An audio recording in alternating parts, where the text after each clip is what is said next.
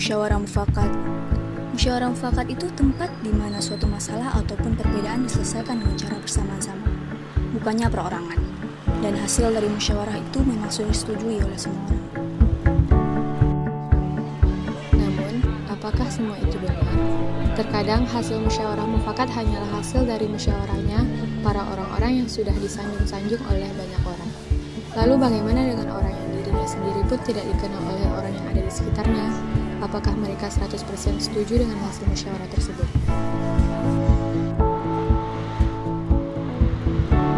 Tetapi kalau seandainya mereka tidak 100% setuju, kenapa mereka tidak mencoba berbicara? Kenapa mereka hanya diam seolah tidak terjadi apa-apa? Atau mungkin mereka takut jika pendapat mereka tidak terima.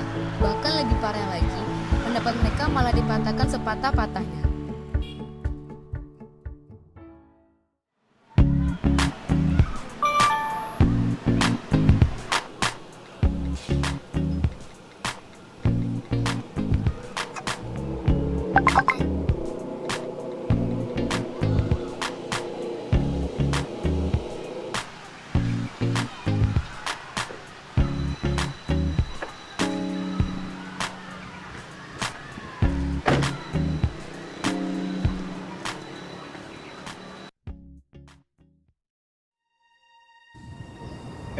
Barusan aku lihat berita nih di internet tentang kemiskinan gitu. Aku kasihan aja ngeliatnya. Kita sebagai orang berkecukupan, apa sih yang kita bisa bantu? Berbagi itu indah ya. Berbagi itu indah. Nah, itu jawabannya. Maksudnya, aku nggak ngerti. Aku ngerti. Jadi maksud indah itu gimana kalau kita mengadakan bakti sosial untuk bagi yang kurang mampu. Aku setuju sih kalau mau bikin bakti sosial. Tapi mau bikin bakti sosial yang kayak apa? Bagaimana kalau kita kasih uang aja? Jangan kasih uang dong. Takutnya kalau kita kasih uang malah disalahgunain sama mereka. Bener banget tuh. Gimana kalau kita adain sosialisasi cara membuka usaha gitu? Aku setuju dengan hal itu. Dengan cara seperti itu, kita bisa mengubah pola hidup mereka. Dengan cara kita memberikan mereka uang, itu berarti kita juga membantu mereka untuk membuka usaha baru. Lagian kalau kita ngadain sosialisasi, nanti kita perlu dana besar dong untuk mendatangkan pematerinya. Sementara untuk mendatangkan pemateri itu nggak gampang loh. Pada ini mendingan kita beri sembako aja. Aku setuju sih, tapi kalau sembako kurang efektif kayaknya. Iya, kalau kita ngasih sembako efeknya ya buat jangka pendek aja, bukan buat jangka panjang. Ya udah kita berikan yang jangka pendek aja dulu. Setidaknya kan kita udah berusaha buat bantu mereka. Kita adakan sosialisasi aja. Kalau masalah dana, kita bisa cari donaturnya. Siapa sih yang di dunia ini nggak mau membantu orang-orang miskin? Iya, kalau kita ngadain sosialisasi, berarti kita udah membantu hidup mereka dalam jangka waktu panjang. Tapi kalau itu sih usulan aku aja, kalau nggak suka juga nggak masalah.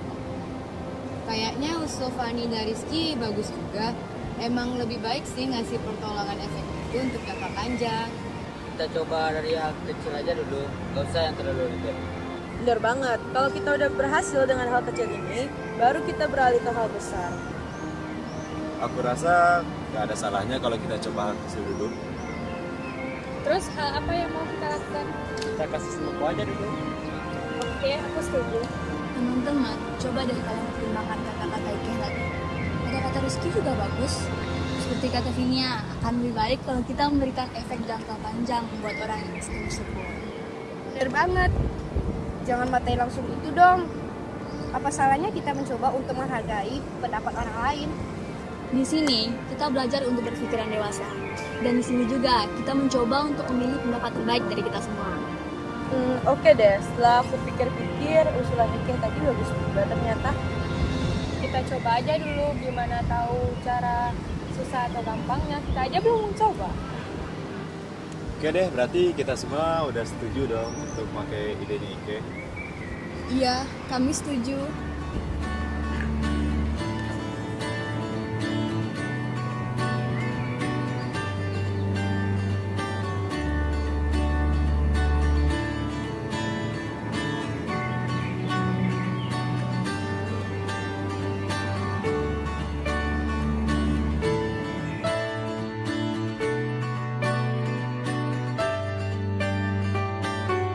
setiap perbedaan pendapat ataupun pertentangan politik hendaknya diselesaikan secara musyawarah dan damai.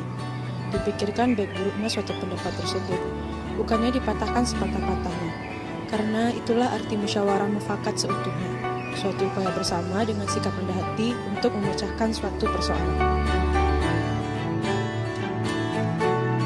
Sudah sepantasnya kita untuk memberikan kesempatan yang sama kepada setiap orang untuk mengutarakan apa yang ada di pikirannya masing-masing.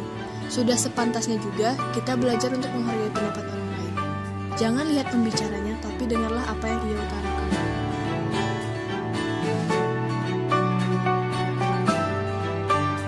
Jangan sampai kita tidak mau mendengarkan pemikiran orang lain hanya karena orang tersebut tidak dikenal oleh orang lain, ataupun hanya karena orang tersebut jarang berbicara di depannya. Karena tidak akan pernah tahu kapan potensi seseorang akan muncul.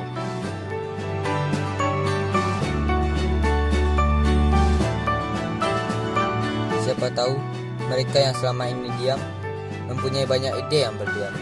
Hanya saja mereka tidak tahu bagaimana cara untuk mengungkapkannya. Jangan menjadi otoriter dalam menentukan suatu hal. Kita butuh lebih banyak orang yang lebih memikirkan kepentingan khalayak banyak, bukan orang yang memikirkan dirinya sendiri, supaya negeri kita ini sejahtera karena pemimpin yang adil.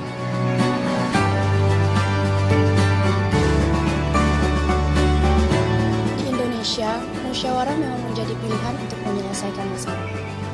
Tapi, banyak keputusan yang ditentukan oleh manusia yang tak arif, sehingga menzalimi banyak orang.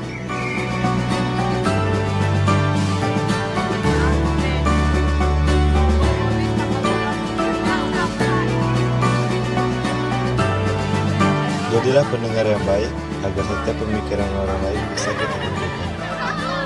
Jadilah orang yang arif untuk bisa menentukan satu pilihan dari sekian banyak pilihan. Tentunya pilihan itu tepat untuk bersama.